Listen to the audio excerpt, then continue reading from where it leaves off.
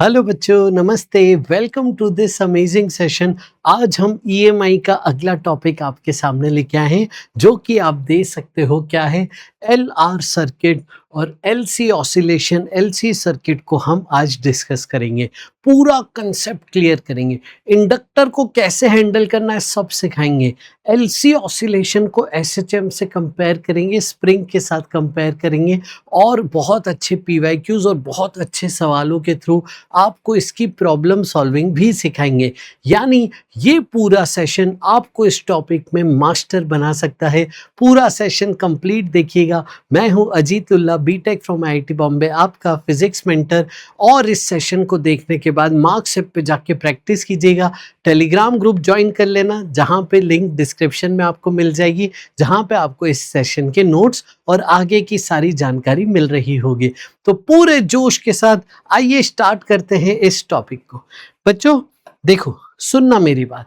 यहाँ पे इंडक्टर के बारे में आप क्या जानते हो? देखो, एक वायर से हमने ऐसे कॉइल बना दिया है। वायर को हमने इस तरीके से टर्न्स बना बना के एक कॉइल बना दिया है। इसे हम कह रहे हैं एक इंडक्टर है। अब ये इंडक्टर के बारे में देखो, मैंने प्रीवियस लेक्चर्स जो बताए थे वहां भी बताया था, यहाँ भी मैं बता रहा हूँ। इंडक्टर जो है चेंज इन करंट को अपोज करता है बेटा। Oppose the change in current, oppose the change in current, ये हमें ध्यान रखना है। तो इंडक्टर जो है चेंज इन करंट को अपोज करता है। अब मानिए आप कि अगर आपने इंडक्टर को अभी कनेक्ट किसी से नहीं किया तो करंट कितना है इसमें? 0।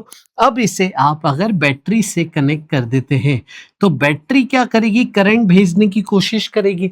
इंडक्टर में पहले करंट क्या था? 0। बैटरी ने करंट भेजने की कोशिश की तो इंडक्टर उस करंट को जो आ रहा है उसको अपोज कर रहा होगा। तो उसके अपोजिशन में एक बैक ईएमएफ इंड्यूस कर देता है। तो आप उस ईएमएफ को क्या लिखते हैं वो मैं आपको बता देता हूं। जो ईएमएफ लिखते हैं हम, वो लिखते हैं L D I by D T. या फिर जो पोटेंशियल डिफरेंस लिखते हैं अक्रॉस इंडक्टर जो डेवलप होता है, उसे हम लिखते हैं L D I by D T. अब ये आता कहाँ से है, आओ ये भी मैं बता दूं। तो हमने सीखा होता है, पिछले ही सेल्फ इंडक्टेंस के लेक्चर में सीखा था कि फ्लक्स क्या होता है? करंट के प्रोपोर्शनल होता है। फ्लक्स को आप एल इंटू आई लिख सकते हो, एल सेल्फ इंडक्टेंस है। अब फेरेडे क्या बोलता है कि अगर करंट चेंज होगा तो फ्लक्स चेंज होगा, फ्लक्स चेंज होगा तो ईएमएफ आ जाएगा। और ईएमएफ किस तरीके से आएगा वो लेंस ने बताया था, चेंज इन फ्लक्स को अपोज करता हुआ। तो ईएमएफ आता कितना है? वो आता है minus d phi by D T. तो यहाँ पे देखिए एल तो कांस्टेंट है, तो ईएमएफ यहाँ पे फॉर्मूला बन गया minus L D I by D T. अब इसको हैंडल कैसे करना है, कैसे हमें लिखना है, पोटेंशियल एक पॉइंट से दूसरे पॉइंट, आइए इसे सिखाते हैं। लूप में कैसे चलना है, इक्वेशन कैसे करनी है, सब बताते हैं। फिर हम एलआर सर्किट को डिटेल में पढ़ेंगे। करंट का टाइम के साथ फंक्शन, वोल्टेज का टाइम के साथ फंक्शन, सब डिस्कस करेंगे हम। ये देखिए सारे फॉर्मूले स्टैंडर्ड है, याद होने चाहिए, ये सब बता के फिर डीके ऑफ करंट भी बता रहे होंगे। तो आइए एकदम बेसिक से स्टार्ट करते हैं। सबसे पहले आ जाओ, तो आपका एक इंडक्टर एलिमेंट है। जैसे आप रेजिस्टर एक सर्किट में एलिमेंट लेते थे, वैसे ही इंडक्टर भी एक एलिमेंट है। अगर रेजिस्टर में करंट आई जा रहा है तो आप यहाँ पे क्या बोलते हो? कौन हाई वोल्टेज पे है जरा बताओ? आप बोलते हो रेजिस्टर में करंट हाई वोल्टेज से लो वोल्टेज जाता है। इसका मतलब ये बेटा हाई वोल्टेज और ये लो वोल्टेज हो गया। Am I right? तो आप बताओ क्या लिखोगे? V A minus V B equal to I R. Am I right बच्चों? ठीक इसी तरीके से आप इंडक्टर को हैंडल कीजिएगा। ठीक इसी तरीके से आप इंडक्टर को हैंडल कीजिएगा। मान लीजिए इंडक्टर में भी करंट जा रहा है ए से बी, तो ए से बी मान लीजिए करंट जा रहा है। आप ए से बी जब जाएंगे, लूप में चलेंगे, पोटेंशियल डिफरेंस लिखेंगे, तो ठीक इसी तरीके से लिखिएगा। V A minus V B को आप लिख दीजिएगा I L into d I by D T. ये पोटेंशियल डिफरेंस अक्रॉस इंडक्टर आप लिख दीजिएगा। अब यहाँ पे आपके 3 केस हो सकते हैं। यहाँ पे आप लिखने का तरीका रेजिस्टर जैसे ही रखिए, फिर से मैं कह रहा हूं, लिखने का तरीका रजिस्टर जैसे ही रखिए। बाद में आपको क्या सोचना है कि करंट कांस्टेंट है, कि करंट इंक्रीजिंग है, या करंट डिक्रीजिंग है। ये तीन केसेस आपको सोचने हैं। करंट कांस्टेंट हुआ तो D I by D T क्या हो जाएगा, 0। करंट इंक्रीजिंग हुआ तो D I by D T क्या हो जाएगा, पॉजिटिव। करंट डिक्रीजिंग हुआ तो D I by D T क्या हो जाएगा, नेगेटिव। इसी तरीके से ये तीन केस बेटा आपके सामने है। यस, तो ये तीनों केसेस में बताओ यहाँ पे क्या होगा। पहले केस में 0 हो गया, दूसरे केस में पॉजिटिव आ गया, इसका मतलब यहाँ पे ए हाई वोल्टेज पे हो जाएगा। और तीसरे केस में ये नेगेटिव आ गया, इसका मतलब यहाँ पे बी हाई वोल्टेज पे हो जाएगा। तो यहाँ पे ना जरूरी नहीं होता है कि ए ही हाई वोल्टेज पे हो, जैसा रेजिस्टेंस में होता है। यहाँ पे डिपेंड करेगा कि करंट इंक्रीजिंग है कि करंट डिक्रीजिंग है कि करंट कांस्टेंट है, उस पर डिपेंड करेगा कौन हाई वोल्टेज कौन लो वोल्टेज। लेकिन इक्वेशन बनाते टाइम जैसे रेजिस्टर को ट्रीट करते थे वैसे ही इस फैक्टर को आप ट्रीट कीजिएगा। समझ में आया बेटा? चलो आगे चलते हैं, एक चलना सिखा देते हैं लूप में। मान लीजिए ये इंडक्टर, ये एक बैटरी और ये एक रेजिस्टर। ये पॉइंट है P, ये पॉइंट है Q। चलिए L E R करंट यूं आ रहा है मान लीजिए, ठीक है। चलिए अब बताइए जरा, और दूसरा केस में इस तरीके से ले लेता हूं। चलो दूसरा केस में इस तरीके से ले लेता हूं, ये Q, ये P, EMF E, L R और करंट इस बार यूं जा रहा है। चले फिर जनाब, है ना। तो पहले इसको सॉल्व करते हैं, करंट के डायरेक्शन में चलते हैं। तो पोटेंशियल P से शुरू हुए, इस तरीके से गए, माइनस से प्लस, क्या हुआ बेटा यहाँ पोटेंशियल बढ़ा, तो लिखोगे प्लस E। फिर इसके अलोंग, जैसे रेजिस्टर के अराउंड पोटेंशियल कम होता है, हम लिखेंगे रेजिस्टर के अलोंग माइनस IR।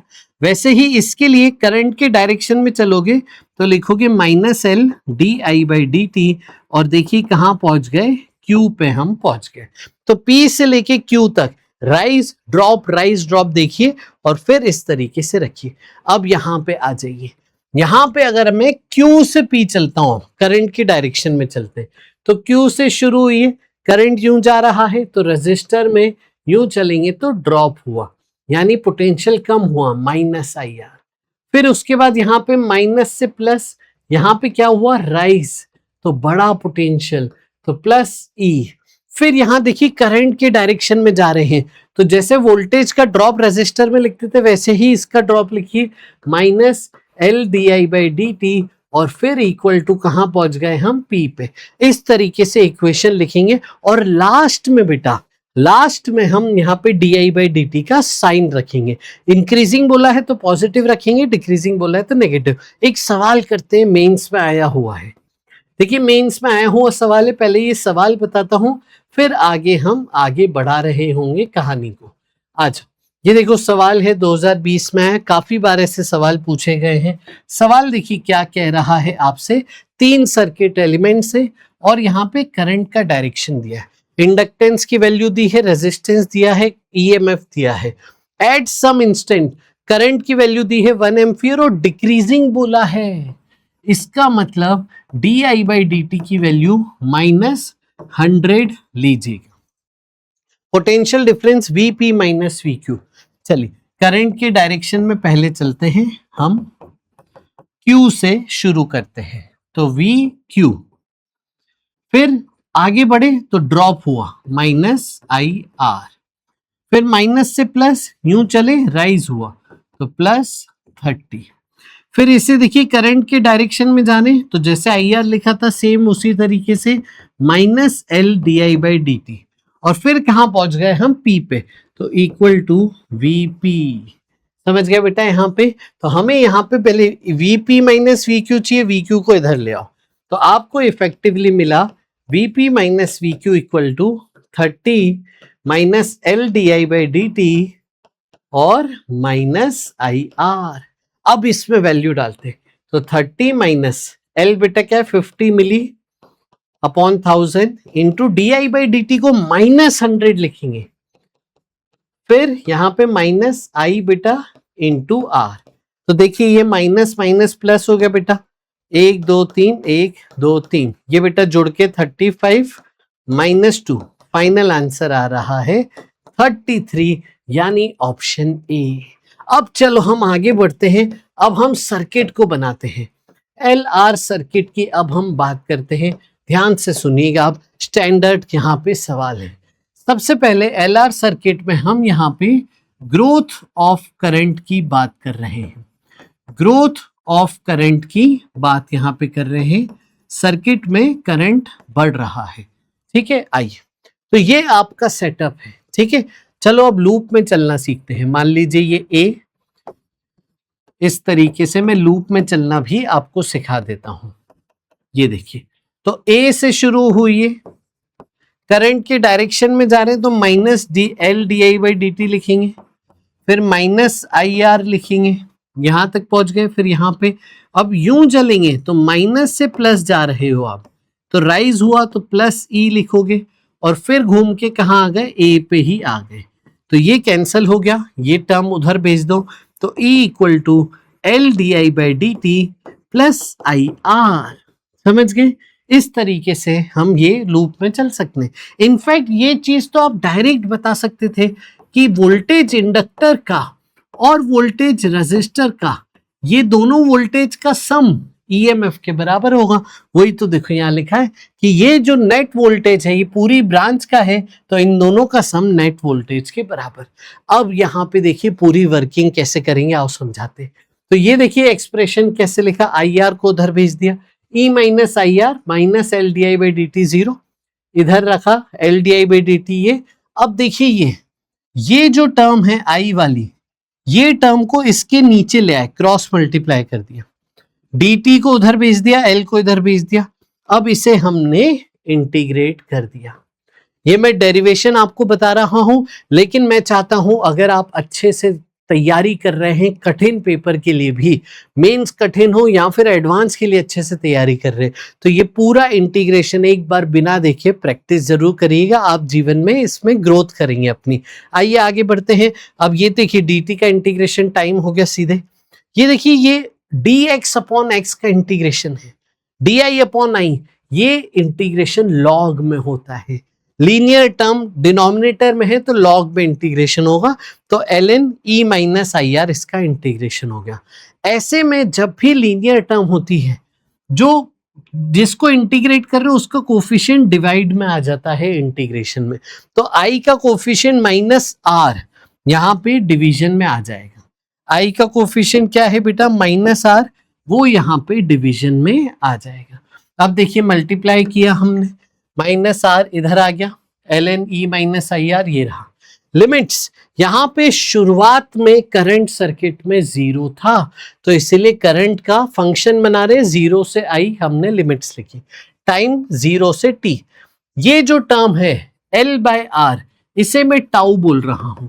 टाउ को बेटा हम टाइम कांस्टेंट कहेंगे, जैसे हमने आरसी सर्किट में डिफाइन किया था वैसे ही यहाँ भी अभी डिफाइन करेंगे। तो एल बाय आर को हमने टाउ मान लिया, तो ये टर्म देखो क्या हो गई, टी बाय टाउ, यहाँ पे टाइम बचा लिमिट्स लगा के। इसे देखिए higher limit minus lower limit, तो लॉग ए माइनस लॉग बी क्या होता है, लॉग ए बाय बी। तो ये टर्म जब बनेगी, हाइयर लिमिट ऊपर आई रख दिया, लोअर लिमिट नीचे आ गई आई 0। अब इसे एंटी लॉग लिया, ये मिला, e की पावर में आ गया, ln हट गया। अब क्रॉस मल्टीप्लाई किया, आई आर इधर, e एक तरफ, फिर e कॉमन, और ये देखिए एक एक्सप्रेशन बन रहा है यहाँ पे करंट का। आई बेटा बात समझ में, ये करंट का एक्सप्रेशन बन रहा है। सेम एक्सप्रेशन आरसी सर्किट में चार्जिंग में चार्ज ऑन कैपेसिटर का बनता था, ठीक वैसा यहाँ पे करंट पासिंग थ्रू इंडक्टर का बन रहा है। इसे हम जनरलाइज करें तो ये इसका जनरलाइज फॉर्मेट है, और आई स्टेडी क्या है, इनफाइनाइट टाइम का करंट। अब देखिए यहाँ पे इंडक्टर का नेचर समझिए, इंडक्टर टाइम 0 पे हमेशा याद रखना ओपन सर्किट की तरह बिहेव करता है। अगर इसमें शुरुआत में करंट 0 था तो टाइम 0 पे ये हमेशा ओपन सर्किट की तरह बिहेव करेगा। तो ये जो आपका सर्किट था, इसे आप टाइम 0 पे कैसे बनाएंगे बताइए जरा। तो टाइम जीरो पे ये सर्किट रहेगा कुछ इस तरीके से। अब इसमें बताइए करंट कितना हो जाएगा, तो टाइम जीरो रखो, e की पावर 0 1 1 माइनस 1 0, करंट जीरो हो जाएगा, ओपन सर्किट। टाइम इंफिनिटी पे इंडक्टर शॉर्ट सर्किट की तरह बिहेव करेगा, यानी इंडक्टर जहां भी बनाओ ना उसको सीधी वायर मान लेना, इसी को हम बोल रहे हैं स्टेडी स्टेट। तो स्टेडी स्टेट पे आपका सर्किट ऐसा बनेगा। तो स्टेडी स्टेट का करंट कितना हो गया, सिंपल ईएमएफ अपॉन रेजिस्टेंस। वही देखो स्टेडी स्टेट का करंट यहां पे आप रखोगे तो करंट की value E by R 1 minus E की power minus T by tau, याद रखना ये एकदम अच्छे से। फिर हम अगर करंट का ग्राफ बनाएंगे तो करंट पहले जीरो था, धीरे धीरे ग्रोथ हो रही है और फिर वो सैचुरेशन कांस्टेंट वैल्यू अचीव कर लेगा, स्टेडी स्टेट वैल्यू अचीव कर लेगा। अब बात करते हैं टाइम कांस्टेंट की, इसका फॉर्मूला है L अपॉन आर। चलो सबसे पहले बताओ यूनिट क्या होगा, इंडक्टेंस अपॉन रेजिस्टेंस का यूनिट क्या होगा, ये टाइम है तो यूनिट सेकंड होगा। तो L बाय आर का कोई यूनिट पूछे सेकंड होगा। और ये कितना टाइम है, ये वो टाइम है जिसमें 63% of steady state value achieve हो जाती है। 63% चार्जिंग हो गई, 63% फाइनल वैल्यू अचीव हो गई, ये होता है वो टाइम जिसे हम कहते हैं टाइम कांस्टेंट। अब देखिए यहां पे अगर मैं अलग अलग फॉर्मेट बनाऊं, rate of current, potential, energy stored, power, इन सब के फॉर्मूले डायरेक्ट याद हो तो बहुत हेल्प हो जाती है। आ जाओ देखें सीखते हैं। तो यहां पे देखिए करंट था हमारे पास आई स्टेडी 1 माइनस ई की power minus T by two. इसे मैं अगर डिफरेंशिएट करके रेट ऑफ करंट निकालू D I by D T, तो देखो कैसा बन रहा है, I steady as it is, I one का डिफरेंशिएशन 0 माइनस ई की power minus T by tau का डिफरेंशिएशन एज इट इज रखो into minus 1 by tau, chain rule लगा दो। तो ये देखो आ जाएगा I steady minus minus plus upon में टाउ आ गया, और टाउ को L बाय आर आप लिख सकते थे। तो ये देखिए D I by D t की ये वैल्यू आ गई। अब पोटेंशियल डिफरेंस अक्रॉस इंडक्टर क्या होता है, L d I by D t. D I by D t की वैल्यू रखो, L से मल्टीप्लाई करो, टाउ को लिखते हैं L by R, L cut जाएगा आई आर ई की power minus T by tau, ये पोटेंशियल डिफरेंस आ गया। फिर एनर्जी स्टोर्ड इन इंडक्टर, उसका फॉर्मूला हम जानते हैं हाफ Li स्क्वायर होता है, और करंट का फंक्शन जो आया था वो रख दिया, तो ये पूरा एनर्जी स्टोर्ड का फंक्शन बन गया। फिर आते हैं पावर पे। तो बेटा पावर का हमने फॉर्मूला सीखा होता है पोटेंशियल इनटू करंट। यस बेटा, पावर का फॉर्मूला क्या है, पोटेंशियल इनटू करंट। तो potential into current energy store का रेट है, वर्क डन का रेट है पावर। तो पावर को ये भी कह सकते हो किस रेट से एनर्जी स्टोर हो रही है, पावर ऑफ इंडक्टर। तो potential difference into current, potential difference देखिए ये था, इसकी वैल्यू अभी निकाली थी हमने ये, तो ये वैल्यू यहां रख दीजिए, करंट का फंक्शन पूरा यहां रख दीजिए, तो ये आपका पावर बन रहा है e की power minus T by tau into 1 minus E की power minus T by tau into I R. ये पावर हो गया स्टोर्ड इन इंडक्टर। तो आप देखो हमने बेसिकली यहां पे क्या सीखा, हमने ये सीखा कि इंडक्टर का बिहेवियर कैसा है। देखो ये आपका एक मैथमेटिकल चीजें हैं जो हमें समझनी है। हमने सीखा कि इंडक्टर टाइम जीरो पे ओपन सर्किट बिहेव करता है, टाइम इंफिनिटी पे शॉर्ट सर्किट बिहेव करता है। तो कुछ भी पूछा जाए टाइम जीरो टाइम इंफिनिटी पे तो बड़ा आसान हो जाता है, आपको बस टाइम जीरो टाइम इंफिनिटी का सर्किट बनाना है और सॉल्व कर लेना है बस। अच्छा कैपेसिटर से उल्टा है ये, कैपेसिटर में उल्टा होता था बेटा, याद करा दूं मैं, कैपेसिटर टाइम जीरो पे शॉर्ट होता था और टाइम इंफिनिटी पे ओपन होता था। यस ये बेसिक नेचर में यहाँ पे डिफरेंस है। फिर उसके बाद मैथमेटिक्स आ गई ना, कुछ भी पूछा जा सकता है आपसे। देखिए ये सब आपसे चीजें पूछी जा सकती हैं, तो ये मैथमेटिक्स आपको करते आनी चाहिए और फॉर्मूला याद रहे तो बेस्ट है, टाइम बच जाता है। अब देखो मैक्सिमम पावर की कंडीशन आपसे पूछ रहा है कि वो टाइम बताओ जब पावर जो है मैक्सिमम है। तो अब देखो पावर का यहाँ पे एक्सप्रेशन देखो, ये एक्सप्रेशन कैसा है, x इंटू 1 माइनस एक्स जैसा, और x की जगह e की पावर माइनस टाउ है। अगर आप चाहो तो मैक्सिमा मिनिमा लगा सकते थे, डिफरेंशिएट करके जीरो कर सकते थे और पता कर सकते थे कि मैक्सिमम पावर कब होगा। लेकिन अगर मैं थोड़ा सा स्मार्ट तरीका अपनाऊं तो मुझे पता है इसकी मैक्सिमम वैल्यू क्या आती है, इसकी मैक्सिमम वैल्यू आती है x इक्वल टू हाफ पे। ये आपने मैथमेटिक्स में कई बार किया होगा, आपको ये याद होना चाहिए कि इस एक्सप्रेशन का आपका मैक्सिमम वैल्यू फटाफट से निकालते आनी चाहिए हाफ। यानी मैक्सिमम पावर कब होगा, व्हेन e की power minus T by tau क्या है, हाफ। अब देखिए बड़ा इंटरेस्टिंग यहां से जो रिजल्ट आ रहा है वो याद रखना है। इसे मैं देखो कैसे लिख रहा हूं, दोनों तरफ ln ले लेता हूं, पावर आगे आ गई, यस, तो ये हो गया ln e, पावर आगे आ गई ln 2, देखिए माइनस वन हट गया, ln e बेटा 1, टाइम आ गया टाउ ln 2। ये वो समय है जब पावर मैक्सिमम होगा। आया समझ में? अच्छा ये चीज याद रखना आप, ये वो समय है जब इसकी वैल्यू हाफ होती है।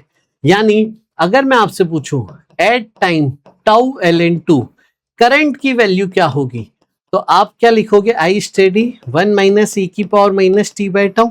अगली बार याद रखना कि इस टाइम पे ये वैल्यू हाफ होती है, तो आप देखिए वैल्यू क्या आ जाएगी, 1 माइनस हाफ, यानी हाफ ऑफ आई स्टेडी, यानी 50% ऑफ आई स्टेडी। समझ गए बेटा? ये ध्यान रखना, इस पे वैल्यू हाफ हो जाती है। मैक्सिमम पावर की यहाँ पे कंडीशन आ गई, मैक्सिमम पावर इसकी वैल्यू हाफ रख के निकाला जा सकता है। चलिए आगे चलते हैं, अब बात करते हैं डीके ऑफ करंट की। डीके ऑफ करंट का मतलब क्या है कि स्टार्टिंग में करंट था, ठीक है, स्टार्टिंग में करंट था, इंडक्टर में शुरुआत में करंट था, इसे खुद ही से कनेक्ट कर दिया रजिस्टर के थ्रू, तो ये करंट जब रजिस्टर से पास होगा तो सारी एनर्जी लॉस कर देगा। इनिशियल एनर्जी स्टोर्ड कितनी थी बताओ जरा, इनिशियल एनर्जी स्टोर्ड क्या थी, वो हाफ एल आई नॉट मान लेता हूं इनिशियल करंट, तो half L I not square. Total energy dissipated in register क्या होगी, total energy dissipated in register क्या होगी बताओ। तो रजिस्टर धीरे धीरे इसकी सारी एनर्जी स्टोर्ड को खत्म कर देगा, तो यही आपकी total energy dissipated in register होगी। रजिस्टर ने सारी मैग्नेटिक एनर्जी को हीट लॉस में कन्वर्ट कर दिया, सारा करंट धीरे धीरे कम होते होते खत्म हो गया, और फाइनली टाइम इंफिनिटी पे करंट हो जाएगा जीरो। तो यहां पे देखिए इसे हम कैसे लिख रहे हैं, अगर आप यहां पे पोटेंशियल डिफरेंस सेम करो तो L D I by D T I R के बराबर आ गया, लेकिन क्योंकि यहां पे करंट डिक्रीजिंग है इसीलिए D I by D T negative होगा, उसी को रिप्रेजेंट करने के लिए एक माइनस साइन लगा दिया। फिर देखिए करंट को एक साथ ले आए, एल इधर आर इधर और डी टी को क्रॉस मल्टीप्लाई, फिर हमने इन दोनों टर्म को इंटीग्रेट किया, यहां पे टाइम एल बाय आर को टाउ लिख दिया, इसका इंटीग्रेशन एल एन आई। अब इंटीग्रेशन की लिमिट देखिए, टाइम 0 से टी, करंट आई नॉट से आई फाइनल, इंटीग्रेट किया, लिमिट्स लगाई, l n a minus l n b, l n a by b property लगाई, फिर एंटी लॉग लिया और आई फाइनल का यहां पे फंक्शन आ गया, देखिए आई नॉट टी की power minus T by tau exponentially decreasing ये फंक्शन है। मैं एक बार फिर से कहूंगा, ये फॉर्मूला हमें याद रखना है, ठीक है, फॉर्मूला याद रखना, आई नॉट इनिशियल करंट है, टाउ टाइम कांस्टेंट है, लेकिन डिराइव करना अगर आप सीख गए तो आप जीवन में एक बहुत अच्छी स्टेज पे आ जाएंगे। कोशिश करिएगा, मेहनत करके बिना देखे डिराइव कीजिएगा, ये बिल्कुल करिएगा। अब यहाँ पे आते हैं, एक्सपोनेंशियली डिक्रीजिंग देखो करंट है, करंट एक्सपोनेंशियली डीके हो रहा है। अब यहाँ पे एक हाफ लाइफ का कंसेप्ट आता है, हाफ लाइफ का वैल्यू है यहाँ पे टाउ ln 2। इस पे मैंने क्या सीखा था, अभी बताया था कि ये वैल्यू हाफ हो जाती है। अब देखिए यहाँ पे ये वैल्यू हाफ हो जाएगी तो करंट क्या हो जाएगा, हाफ। तो ये वो टाइम है जब वैल्यू हाफ हाफ होती जाती है। देखो अगर आप आई नॉट से शुरू हुए, इतने टाइम में I0/2 हो गया, और इतना टाइम आगे बढ़ा दीजिए सेम वैल्यू, तो फिर से हाफ हो जाएगी, यानी इतने टाइम में value half half half half होती जाएगी। आई बात समझ में? चलो आपसे कोई बोले कि शुरुआत में करंट था I0 और 4 टाउ ln2 पे करंट की वैल्यू बताओ, समझ गए? तो टाइम की वैल्यू आप यहां पे रख के निकाल सकते थे, लेकिन आपको याद होता है कि ये हाफ लाइफ है, मतलब 4 बार हाफ हो गया, तो फाइनल करंट आप लिख सकते हो I0/2⁴, यानी I0/16। 4 बार हाफ करो हाफ, फिर 1/4, फिर 1/8, फिर 1/16। तो इस तरीके से आप ये बता सकते थे, हाफ लाइफ की वैल्यू याद रखिएगा। टाइम कांस्टेंट यहां भी L/R है। टाइम कांस्टेंट यहां कैसे डिफाइन करते हैं? 63% करंट खत्म हो गया, 63% डीके हो गया, तो बचा कितना? 37%। ये हो गया आपका टाइम कांस्टेंट की वैल्यू। अब देखिए सारे यहां पे देखिए आई की वैल्यू ये, तो di/dt, फिर वोल्टेज अक्रॉस इंडक्टर ये वैल्यू रख के निकाल सकते हैं। करंट स्टोर्ड में करंट रख सकते हैं, एनर्जी स्टोर्ड आ जाएगी। पावर में di/dt इंटू I0 मल्टीप्लाई करके ये निकाल सकते हैं। पावर भी देखिए एक्सपोनेंशियली डिक्रीजिंग बनेगा। तो ये सारी चीजें आपको आनी चाहिए। मैंने एक ही स्लाइड में सारे फॉर्मूले लिख के आपको दे दिए हैं, ये रहे सारे फॉर्मूले। इसके बाद आप देखिए करंट, टाइम कांस्टेंट, रेजिस्टर का वोल्टेज, इंडक्टर का voltage, energy store, power in resistor I²R, current का फंक्शन रख के रेजिस्टेंस से मल्टीप्लाई, पावर इन इंडक्टर बता दिया, मैक्सिमम पावर क्या होगा वो बता दिया, बैटरी से जो पावर निकला वो बता दिया। तो आपके सारे ये फॉर्मूले हैं आपके सामने, इसके नोट्स आप बना के इसे आप शॉर्ट नोट्स में जरूर लिख लीजिएगा। चलिए अब थोड़े सवाल जवाब किए जाएं और इस चीज को हम अप्लाई करना सीखते हैं। पहला सवाल आपकी स्क्रीन पे, ईएमएफ दिया है ईएमएफ दिया है बेटा, रेजिस्टर्स दिए हैं, ईएमएफ और इंडक्टर भी दिया है, इंडक्टर की वैल्यू दी है। आपसे पूछा है I1 और I2 करंट की वैल्यू बताइए। I1 ये करंट है, I2 ये करंट, कब कब बताइए? जब जस्ट स्विच बंद किया, स्विच बंद करने के बहुत देर बाद, फिर स्विच बंद करने के बहुत देर बाद स्विच को खोल दिया, और फिर स्विच खोलने के बहुत देर बाद। 4 बार आपको टाइम है, बहुत ध्यान से समझिएगा ये सवाल। टाइम 0 पे इंडक्टर कैसे बिहेव करेगा? ओपन। तो यहां पे आप इस तरीके से पहले तो सर्किट बना लीजिए। ईएमएफ दिया था बेटा 100 और 10 20 30, तो ये है 10, ये है 20, ये I1 था, ये I2, और ये देखो ओपन सर्किट हो गया ना, तो यहां कोई करंट जाएगा ही नहीं। तो सबसे पहली चीज यहां पे I1 और I2 सेम ही है, और करंट क्या होगा? Net EMF upon net resistance. तो ये आपका करंट आ गया, I1 I2 की वैल्यू आ गई। समझ गए? बड़ा आसान है। अब इसने क्या बोला? लॉन्ग टाइम आफ्टर, बहुत देर बाद, यानी स्टेडी स्टेट की बात हो रही है। टाइम इंफिनिटी पे इंडक्टर कैसे बिहेव करता है, जरा बच्चों जल्दी से बताओ। इंडक्टर बिहेव करता है शॉर्ट सर्किट। तो इंडक्टर को आप सीधी वायर मान लो, तो ये R3 यहां पे आ जाएगा इस ब्रांच में, तो 10 20 30 100 और ये I1। समझ गए? ये आपका सेटअप है। तो I1 बैटरी का करंट कैसे आ जाएगा? Total EMF upon total resistance. ये दोनों बैटरी, यहां पे इंडक्टर को शॉर्ट सर्किट मान लिया, सिंपल। ये अब देखिए पैरेलल कनेक्शन में R1 R2 upon R1 plus R2, तो ये कितना हो जाएगा? 12। ठीक है, ये 12 आ गया, और 12 और 10 सीरीज में, तो I1 आ जाएगा 100 अपॉन 22। ये I1 की वैल्यू हो गई। अब पूरा I2 बताइए। चलिए अब अगर मैं ये I2 और ये I3 मानता हूं, दोनों निकाल लेता हूं, I2 I3 का भी आगे काम आने वाला है। तो I2 की वैल्यू इनवर्सली प्रोपोर्शनल टू उसका रेजिस्टेंस, क्योंकि पैरेलल में कन्वर्ट कर रहे हो। I3 इनवर्सली प्रोपोर्शनल टू उसका रेजिस्टेंस। रेशियो लोगे आप तो I2/I3 क्या आ जाएगा? ये 3/2। Am I right बच्चों? अब रेशियो से आपको वैल्यू निकालने आती, आओ इसकी शॉर्ट ट्रिक सिखाते हैं। ये मैंने करंट इलेक्ट्रिसिटी के लेक्चर्स में शॉर्ट ट्रिक सिखाई है, आपको नहीं आती तो मेरे करंट वाले सर्किट सॉल्विंग के लेक्चर जरूर देख लीजिएगा। आइए I2 क्या है, I2 के सामने 3 तो 3 लिख दीजिए, फिर रेशो का सम 3 + 2 इंटू टोटल करंट, समझ गए। तो ये हो गया 3/5 इंटू 100/22, यस ये हो गया 20, यानी 2 से करूं तो 10, 11, 30/11 I2 आपको मिल चुका है। I3 भी निकाल देता हूं, अगले केस में काम आएगा।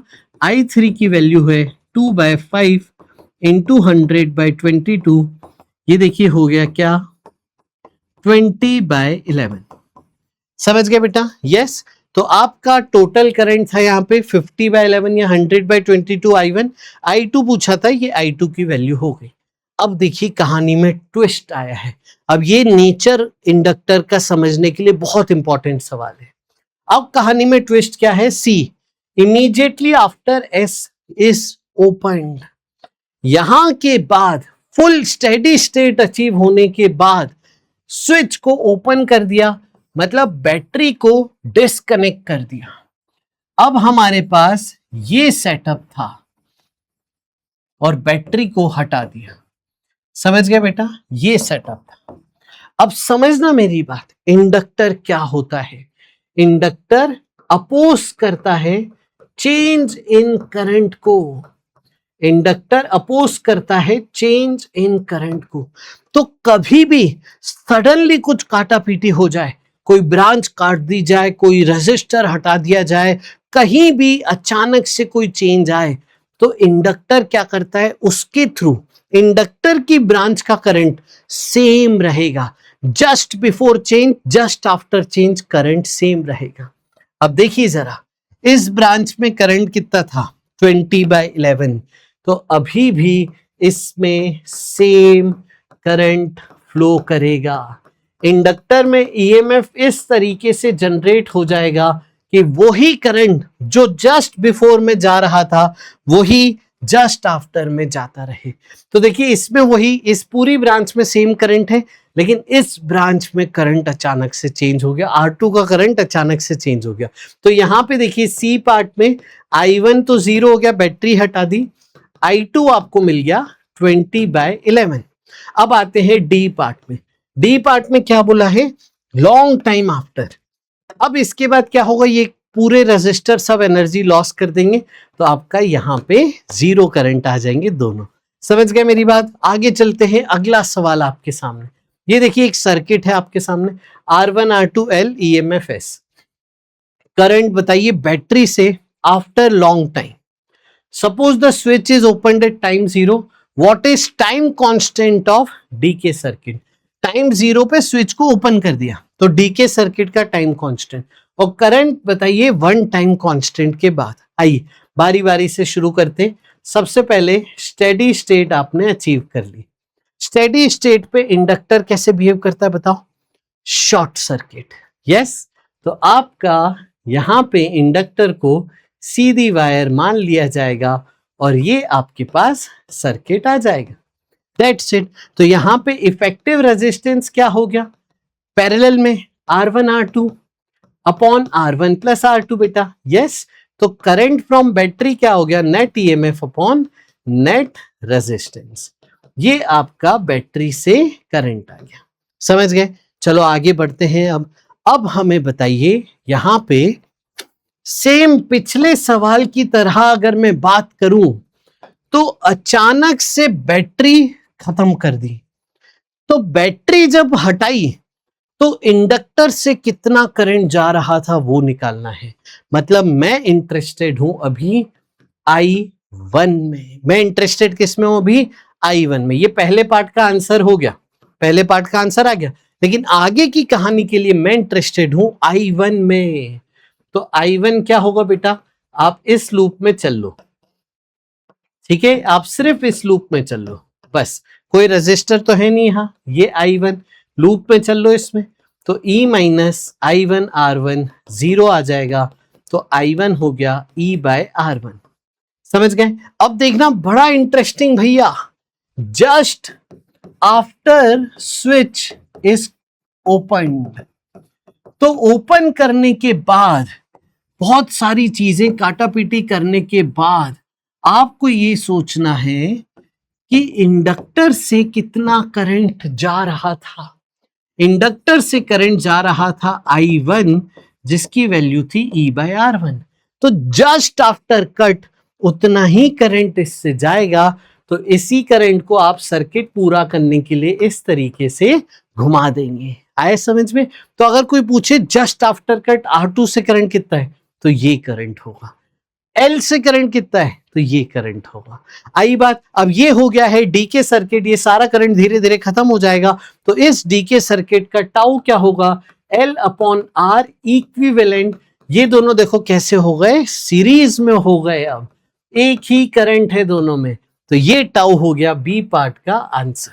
करंट का फंक्शन बताइए, करंट का फंक्शन याद है आपको? डीके का अभी लिखा था हमने, ये था, यस। तो I0 क्या था, शुरुआत का करंट, ये रहा E1/R1 e की पावर माइनस t/टाउ। क्या बोला है आपसे, वन टाइम कांस्टेंट के बाद करंट की वैल्यू बताइए, यानी टाइम की वैल्यू टाउ रख दीजिए। तो E/R1 e की पावर माइनस टाउ/टाउ, ये हो गया E/R1 e की पावर -1। इसका मतलब E/R1 इंटू ई। ये वैल्यू है आपकी सी पार्ट का आंसर। बहुत अच्छे सवाल, बेसिक अंडरस्टैंडिंग पे सवाल। LR सर्किट में टाइम 0 का करंट दिया है, 2 सेकेंड बाद 18 हो गया। तो टाइम कांस्टेंट बताइए, सिर्फ इक्वेशन याद होनी चाहिए इसके लिए। Current equal to I0 e की पावर -t/टाउ। इनिशियल करंट 20, टाइम कितना लगा, 2 सेकेंड। टाउ हमें निकालना है और करंट कितना हो गया यहाँ पे 18। ये फाइनल करंट की वैल्यू है। बस इसे सॉल्व करिए। चलिए, ये क्या हो गया, 9/10 इक्वल टू ई की पावर -2/टाउ। दोनों तरफ यहाँ पे लॉग ले लीजिए। तो ln 9/10 इक्वल टू -2/टाउ, ln e 1 हो जाएगा। इसके बाद देखिए माइनस इधर भेज दीजिए, माइनस इधर भेजेंगे आप, ये आना चाहिए बेटा हैंडल करना ना लॉग को। तो माइनस जब इधर भेजेंगे तो ये माइनस पावर में आ जाता है। तो इफेक्टिवली लॉग की अंदर आर्ग्यूमेंट की पावर -1, मतलब रेसिप्रोकल कर लीजिए। तो ये ln 10/9 इज इक्वल टू 2/टाउ। अब क्रॉस मल्टीप्लाई कर दो तो टाउ आ गया 2/ln 10/9। ये कौन सा ऑप्शन, ऑप्शन सी। आया समझ में बेटा? चलो आगे चलते हैं, अगला सवाल देखो। एक सोलेनॉइड है, रेजिस्टेंस 50 ओम का, इंडक्टेंस 80 हेनरी है, कनेक्टेड टू बैटरी दिया है। How long will it take to reach 50% of its equilibrium value? 50% से कुछ याद आ रहा है क्या, जल्दी से बताओ। 50% मतलब वैल्यू हाफ हो जानी चाहिए, मतलब 1 minus this equal to half, मतलब ये हाफ हो जाना चाहिए। अब ये हाफ कब होता है, ये तो सिखा दिया हमने। आंसर है इसका टाउ ln 2। यस, टाउ था L/R, वैल्यू रख दो। This is the final answer. कहां है ऑप्शन ए में। आया समझ में? देखो यहां पे मैं एक चीज और बताना चाहूंगा आपको। कभी भी आपको बोले कॉइल, कॉइल का मतलब आप क्या मानेंगे, इंडक्टर और उसका एक इंटरनल रेजिस्टर भी मानेंगे। कभी भी आपको बोले ना कॉइल कनेक्ट कर दिया बैटरी से, तो ये सेटअप आप मानेंगे। लेकिन आइडियल कॉइल का रेजिस्टेंस 0 हम लेते हैं। आइडियल कॉइल मतलब सिर्फ इंडक्टेंस। तो अगर कॉइल का रेजिस्टेंस नहीं दिया है तो सिर्फ ये मानिएगा, बट पीछे जैसे सोलेनॉइड का रेजिस्टेंस दिया था तो ये आपका सेटअप था। आगे बढ़ रहे हैं, ये हमने कर लिया था सवाल। ये देखिए सवाल क्या है। Inductor and resistor are connected in series with the battery if e की power a/2b represents the maximum rate of energy store. Rate of energy store क्या है, पावर। पावर मैक्सिमम की वैल्यू आपको दी है और आपसे पूछा है ए और बी की वैल्यू निकाल के b/a करिए। L और R की वैल्यू दी है। समझ गए बेटा? तो आ जाओ जल्दी से हम बात करें। पावर क्या था बेटा?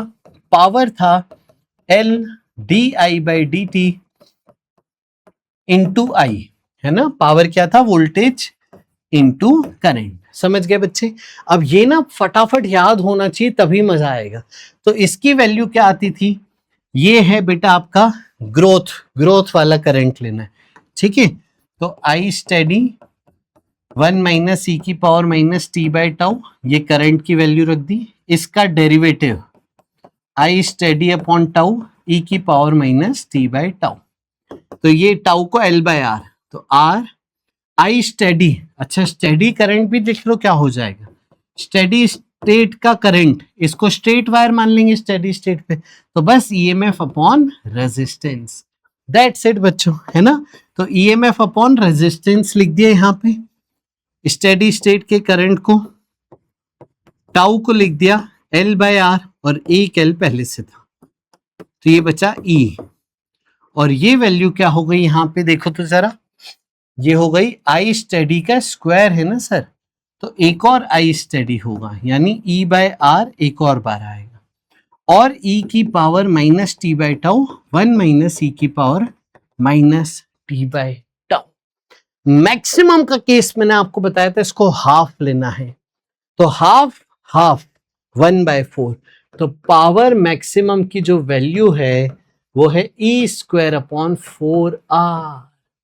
आया बेटा समझ में? ये पूरा सॉल्व करके अब E square upon 4r, r 25 है तो ये 100, इसको आपको रिप्रेजेंट करना है इस टर्म्स में, तो b आ गया 50, a आ गया 2, b बाय a है 25, option B is the answer. कितना जल्दी हो गया चुटकियों में सवाल, क्योंकि मेरे को रिजल्ट याद थे। अगर रिजल्ट याद नहीं थे ना, तो पावर का मैक्सिमा निकालने जाओगे तो आपको लगेगा सवाल छोड़ दे, ज्यादा बेटर, इतना टाइम लग रहा है। आइए आगे चलते हैं। एक 220 हेनरी की 10 ओम के साथ कनेक्ट कर दिया है। Time eight which rate of dissipation across resistance is equal to rate at which magnetic energy is stored. Rate of dissipation energy मतलब पावर, तो आपसे बोल रहा है टाइम बताओ जब पावर रेजिस्टर का पावर इंडक्टर के बराबर है। I square R is equal to L D I by D T into R. ये I से एक I कट गया, सही है बेटा? तो आपको इफेक्टिवली क्या मिला? आई आर की value L D I by D T से बराबर करनी है। अब ध्यान से सुनना, आई का फंक्शन ग्रोथ है तो ये रहा, और ये I steady. D I by D T आपको सिखाया, डिफ्रेंशिएट करना आना चाहिए फटाफट चेन रूल लगा के।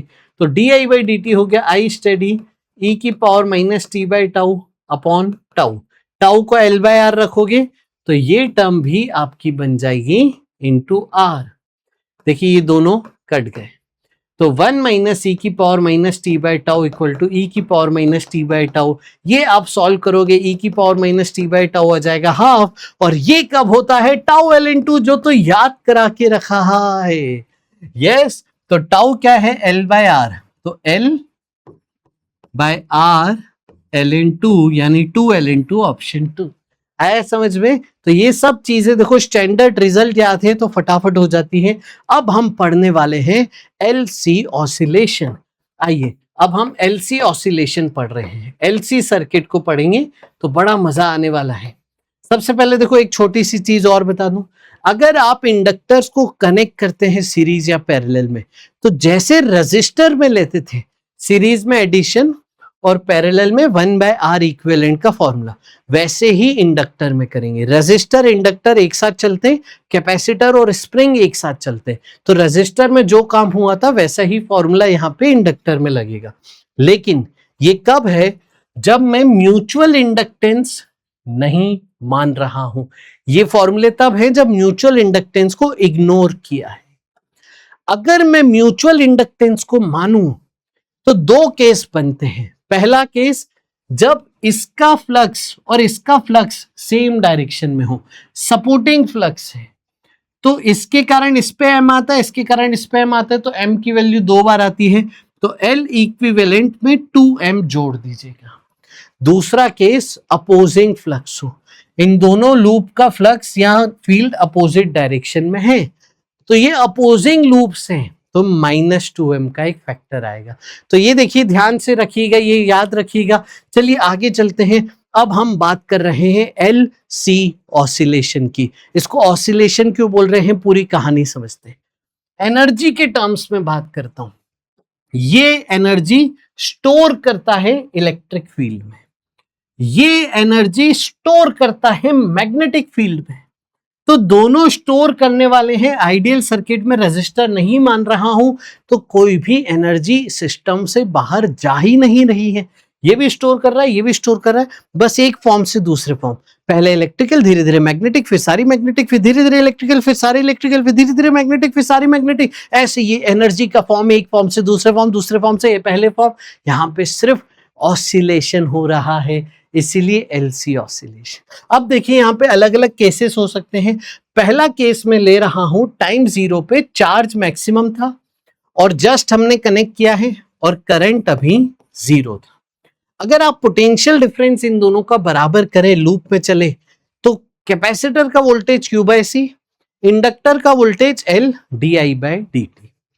चार्ज डिक्रीजिंग है, कैपेसिटर को कनेक्ट कर दिया ना, तो कैपेसिटर का चार्ज फ्लो होने लगा पॉजिटिव प्लेट से नेगेटिव प्लेट, तो चार्ज कम हो रहा है। तो करंट -dq/dt, माइनस क्यों, क्योंकि ये अपने आप में नेगेटिव है, तो करंट का मैग्नीट्यूड -dq/dt। तो फिर से डिफरेंशिएट किया, क्योंकि यहाँ di/dt है, तो di/dt चार्ज का डबल डेरिवेटिव हो गया। इसको मैं अगर यहां रखूं, L को इधर भेज दूं, तो देखिए ये इस तरीके से सेटअप बन रहा है।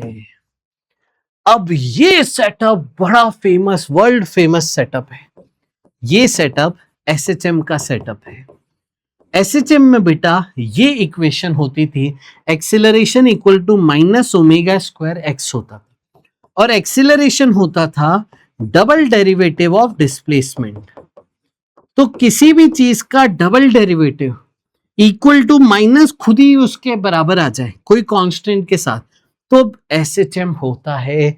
यहां पे यही है, चार्ज का डबल डेरिवेटिव माइनस साइन के साथ आ गया, तो उसे ही कंपेयर करोगे इससे, तो आपका ω² देखो क्या आ रहा है, 1/LC, मतलब ओमेगा आ गया 1/√LC। चार्ज यहां पे SHM कर रहा है, ऑसिलेशन ऑफ चार्ज है, एनर्जी यहां पे एक फॉर्म से दूसरे फॉर्म ट्रांसफॉर्म हो रही है। ओमेगा की वैल्यू सुपर इंपॉर्टेंट, याद रखना है। टाइम पीरियड वापस से पुरानी स्टेट रिपीट होगी कितनी देर बाद, 2π/ω, ये टाइम पीरियड का फॉर्मेट। फ्रीक्वेंसी क्या है, ये फ्रीक्वेंसी के फॉर्मूले हैं, ये आ जाता है, रटा हुआ होना चाहिए भाई साहब, ठीक है। कंपेयर कर रहे हैं स्प्रिंग से, स्प्रिंग ब्लॉक सिस्टम से। देखो अभी मैं कंपेयर करूंगा आपको, ऐसे पूरा डायग्राम बनाऊंगा, स्प्रिंग ब्लॉक सिस्टम को मैं LC ऑसिलेशन से कंपेयर करूंगा। कंपैरिजन किस किस क्या कर रहे हैं, देखिए टाइम पीरियड बराबर किया, मास को इंडक्टर से कर रहे हैं, मास से होता था इनर्शिया, इंडक्टर यहाँ इलेक्ट्रिकल इनर्शिया है, मास ज्यादा तो चेंज इन मोशन को अपोज करता था, इंडक्टर ज्यादा तो चेंज इन करंट को अपोज कर रहा है, तो इसलिए मास को इंडक्टेंस से कंपेयर करिए। फिर देखिए बराबर करेंगे अगर, तो यहाँ पे 1/k को कैपेसिटर से एनालॉजी बना सकते हैं, चार्ज की एनालॉजी डिस्प्लेसमेंट से, और फिर डिफरेंशिएट किया, चार्ज का डिफरेंशिएशन, डिस्प्लेसमेंट का डिफरेंशिएशन, तो करंट की एनालॉजी यहाँ स्पीड से बनाई जा सकती थी। तो इस सर्किट को आप SHM से रिलेट करिए। देखिए पहले मैं आपको SHM की कहानी बता दूं। SHM की इक्वेशन होती थी x = a sin ωt+φ, याद है बेटा, ये है ना। तो अब देखो, अगर आपको चार्ज इनिशियली दे मैक्सिमम था, तो चार्ज कॉस का फंक्शन होगा, क्यों, टाइम 0 पे Q0 आना चाहिए मैक्सिमम, तो अगर टाइम 0 पे चार्ज मैक्सिमम है ना, तो चार्ज में कॉस होना चाहिए। अगर टाइम 0 पे करंट मैक्सिमम दे, तो करंट में कॉस ले लेना, ठीक है। अब देखो इसको जब आप डिफरेंशिएट करोगे, कॉस का differentiation minus sine into omega, chain rule लगाएंगे, अंदर वाले को फिर से डिफरेंशिएट करेंगे तो एक और ओमेगा आएगा, तो करंट का ये मैग्नीट्यूड बनेगा Q naught omega sine omega T. आई बात समझ में? तो यहां से करंट मैक्सिमम का फॉर्मूला बताओ, ये रहा, current maximum is Q naught omega. ये भी याद होना चाहिए, ओमेगा की वैल्यू 1/√LC रख के मैक्सिमम करंट दिया हो तो मैक्सिमम चार्ज आ जाएगा, मैक्सिमम चार्ज दिया हो तो मैक्सिमम करंट आ जाएगा। पूछते हैं सवाल तो ये आ जाएगा। अच्छा आप देखिए इंटरेस्टिंग, जब cos थीटा 1 होता है तो sin थीटा 0 होता है, जब sin थीटा 1 होता है तो cos थीटा 0। इसका मतलब जब करंट मैक्सिमम है मैग्नीट्यूड तो चार्ज 0, जब चार्ज का मैग्नीट्यूड मैक्सिमम है तो करंट 0। फेज डिफरेंस इनके बीच में पूछेगा तो इनके बीच में एंगल का difference 90 degree is the phase difference. कई बार ऐसे पूछता है कि चार्ज हाफ कब हो जाएगा, तो ऐसे सवाल कैसे करेंगे? तो चार्ज को आप हाफ के बराबर करिएगा। देखिए कैसे करेंगे, मैं समझा देता हूं। आपका यहाँ पे 1/2 आ गया cos थीटा, cos थीटा 1/2 कब होता है? जब एंगल 60 डिग्री हो रेडियन में ये, तो टाइम आ गया π/3 ओमेगा। ओमेगा की वैल्यू रख दो तो ये आपका आंसर। ऐसे बहुत सवाल आते हैं। करंट मैक्सिमम का 1/√2 टाइम्स कब है, करंट हाफ कब है, चार्ज 1/√2 टाइम्स कब है। तो यही पैटर्न करेंगे, ये तब करेंगे जब ये याद हो, ये याद नहीं तो ये कर ही नहीं पाएंगे। आइए आगे चलते हैं, एनर्जी पे बात करते हैं। कैपेसिटर की एनर्जी का फॉर्मूला ये है, तो चार्ज का फंक्शन रख दिया। इंडक्टर की एनर्जी का फॉर्मूला ये है, तो करंट का फंक्शन रख दिया। अब अगर मैं ओमेगा को 1/√LC यहां पे रखता हूं तो देखिए बड़ा इंटरेस्टिंग आ जाएगा। 1/LC बचेगा, L कट जाएगा, Q0²/2C sine square omega T. आपको एसएचएम में याद है एक पोटेंशियल एनर्जी होती थी, एक काइनेटिक। ये पोटेंशियल एनर्जी जैसा फंक्शन है, ये काइनेटिक एनर्जी जैसा फंक्शन है। इन दोनों को आप जोड़ोगे तो sine square plus cos square 1 होके ये आपका बनेगा, अगर टाइम 0 पे चार्ज मैक्सिमम दिया था तो दोनों के एनर्जी का सम हमेशा ये रहेगा। पहले क्या थी एनर्जी सारी कैपेसिटर में, तो कैपेसिटर मैक्सिमम, इंडक्टर में 0, ये एनर्जी थी। फिर थोड़ी देर बाद क्या होगा, कैपेसिटर की कम होती जाएगी, इंडक्टर की बढ़ती जाएगी। थोड़ी देर बाद सारी एनर्जी इंडक्टर में चली गई और कैपेसिटर की 0 हो गई। इसमें कर सकते हैं, किसी एक की एनर्जी दिए तो इस इक्वेशन से दूसरे की एनर्जी निकाल सकते हैं। टोटल एनर्जी कांस्टेंट है आइडियल सर्किट में, याद रखिएगा। अब देखिए यहाँ पे सवाल जवाब होते हैं कि समय बताइए जब दोनों की एनर्जी सेम, तो एक में कॉस स्क्वायर था, एक में साइन स्क्वायर। इसका मतलब कॉस साइन के बराबर कब होता है, 45 डिग्री, यानी π/4। मतलब जो एंगल था वो π/4 के बराबर। तो टाइम जब π/4 ओमेगा होगा तब ये वैल्यू अचीव हो रही होगी। यहां पे आते हैं, पहले मान लीजिए कि सारी एनर्जी चार्ज में थी। अब मैं पूछूं कि सारी एनर्जी मैग्नेटिक कब हो जाएगी, बताओ इंडक्टर में कब आ जाएगी। तो इंडक्टर की एनर्जी ये थी, सारी एनर्जी इसमें आ जाए, मतलब ये मैक्सिमम हो जाए, 1 हो जाए। ये 1 कब होगा, 90 डिग्री पे। इसका मतलब ओमेगा टी π/2 यानी टाइम π/2 ओमेगा आ जाए। आई बात समझ में? तो ये केसेस बना सकते हो, और भी ऐसे सवाल बना सकते हैं। सिंपल फॉर्मूले की वैल्यू रख रख के मैथमेटिक्स करते जाएंगे। अब देखिए यहाँ पे एनालॉजी समझिए, तो यहाँ पे ब्लॉक स्प्रिंग के साथ एसएचएम करता था। मान लीजिए शुरुआत में ब्लॉक एक्सट्रीम पोजीशन पे है, टाइम 0 पे, तो एम्पलीट्यूड पे है, डिस्प्लेसमेंट मैक्सिमम, एक्स मैक्सिमम। फिर उसको छोड़ दिया, ये मीन पे आया, t/4 टाइम लेता है, टाइम पीरियड का 1/4। फिर मीन से नेगेटिव एक्सट्रीम गया और t/4, तो t/2 हो गया। फिर नेगेटिव एक्सट्रीम से वापस आ रहा है मीन पे, और फिर मीन से वापस पुरानी पोजीशन पे आने में पूरा टाइम पीरियड एक साइकिल हो गई। सेम यहां पे कहानी है। कैपेसिटर की ये वाली प्लेट पॉजिटिव थी, मैक्सिमम चार्ज था टाइम 0 पे। फिर 1/4 साइकिल के बाद सारा चार्ज नेगेटिव में चला गया, तो प्लस और माइनस न्यूट्रलाइज हो गए, चार्ज 0 हो गया। चार्ज 0 हो गया, लेकिन करंट इस वक्त मैक्सिमम होगा। टाइम पे डिस्प्लेसमेंट 0 हुआ था, यहां चार्ज 0 हो गया। फिर 1/4 टाइम और ले लो, तो अब देखो करंट यूं फ्लो कर रहा था ना, तो अब ये वाली प्लेट पे मैक्सिमम चार्ज आ जाएगा और इस पे नेगेटिव, करंट जीरो हो जाए। फिर 1/4 साइकिल के बाद अब चार्ज यूं फ्लो होने लगेगा, तो करंट ऐसे में मैक्सिमम और चार्ज जीरो। फिर अब करंट ऐसे में था तो ये प्लेट पॉजिटिव, ये नेगेटिव। एक टाइम पीरियड के बाद वापस से इनिशियल पोजीशन रिपीट हो जाएगी। तो ये पूरी कहानी दिमाग में होनी चाहिए। आइए कुछ सवाल जवाब करें एलसी ऑसिलेशन के। ये रहा पहला सवाल। देखिए, कैपेसिटर है, वोल्टेज वी नॉट पे कनेक्ट किया है, इसका मतलब कैपेसिटर पे चार्ज आ जाएगा सी वी नॉट। टाइम जीरो पे चार्ज मैक्सिमम था, यानी चार्ज का फंक्शन कॉस में लिया जाएगा। अगर टाइम जीरो पे चार्ज जीरो होता तो यहाँ पे साइन होता, बट यहाँ मैक्सिमम दिया था। इसको इंडक्टर से कनेक्ट किया है। टाइम टी सेकेंड्स में 25% of initial energy is transferred to inductor. ठीक है, तो इसके पास कुछ एनर्जी थी, 25% इंडक्टर को दे दे। समझ गए? तो बची कितनी उसके पास, खुद के पास कितनी बची? तो 25% of initial energy is transformed, तो कैपेसिटर के पास 75% ऑफ इनिशियल एनर्जी बची। मानते हो ये बात? 75% एनर्जी बची, 25% ट्रांसफर हो गई। एनर्जी क्या है? Q²/2C, 75/100 Q0²/2C। इनिशियल का 75%। इसे आप देखो तो चार्ज कितना हो गया यहाँ पे? √3/2 टाइम्स।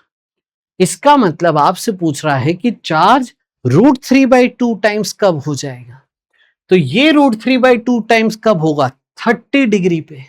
यस, 30 डिग्री मतलब ओमेगा टी, π/6 मतलब टाइम, π/6 ओमेगा, और ओमेगा को 1/√LC रख दो, तो ये आपका आंसर बनेगा। आई बेटा ये बात समझ में? कैसे करेंगे? कोई दिक्कत परेशानी? तो ऐसे बहुत सारे अलग अलग सवाल आ सकते हैं, सिर्फ आपको यहाँ पे बेसिक अंडरस्टैंडिंग होनी चाहिए, मैथमेटिकल रिलेशन आने चाहिए, तो आप ये कर लोगे। अगला सवाल देखिए, एलसी सर्किट में एल दिया है, सी दिया है, कैपेसिटर को इनिशियल चार्ज दिया है, Q0 दिया है, द रेजिस्टेंस नेग्लिजिबल है, एट इंस्टेंट टाइम जीरो पे कनेक्ट किया है, तो टाइम जीरो पे चार्ज मैक्सिमम का केस है। टोटल एनर्जी स्टोर्ड इनिशियली बताइए। तो टोटल एनर्जी है Q0²/2C। Q0² मतलब 10 इंटू मिली का स्क्वायर मतलब 10⁻⁻⁶। 10 मिली तो 10 का स्क्वायर, मिली का स्क्वायर, अपॉन 2, 50 इंटू 10⁻⁻⁶, 50 माइक्रो है। तो ये देखिए सब कट गया, 1 जूल आंसर है।